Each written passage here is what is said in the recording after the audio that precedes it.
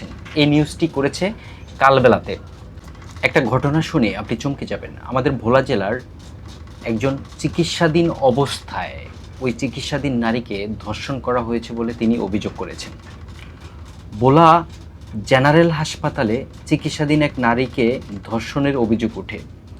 আর মঙ্গলবার 7 এপ্রিল দুপুরে 12:30টায় দিকে হাসপাতালের 3য় তলায় একটি নির্জন স্থানে এই ঘটনা ঘটে। এই ঘটনায় জড়িত সন্দেহে আরিফ নামে এক যুবককে আটক করে পুলিশে দেওয়া হয়। আটক ব্যক্তি ভোলার একটি বেসরকারি ক্লিনিকের প্রতিনিধি বা দালাল হিসেবে কাজ করেন বলে পুলিশ জানিয়েছেন। পুলিশ ও হাসপাতাল সূত্রে জানায়, চিকিৎসাধীন এই নারীকে ওষুধ দেওয়ার কথা বলে আরিফ 3য় তলায় নির্জন স্থানে নিয়ে যান। সেখানে তাকে ধর্ষণ করা হয় বলে অভিযোগ করেন ওই নারী।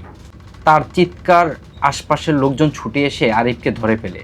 পরে তাকে পুলিশের কাছে সোপর্দ করা হয়।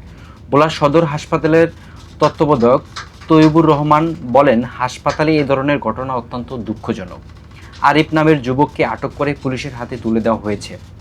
ভোলা সদর মডেল থানার ভারপ্রাপ্ত কর্মকর্তা ওসি মোহাম্মদ মনিরুল ইসলাম বলেন, এই ঘটনায় জড়িত সন্দেহে এক ব্যক্তিকে আটক করা হয়েছে। বিষয়টি তদন্ত করে প্রয়োজনীয় আইনি ব্যবস্থা নেওয়া হবে।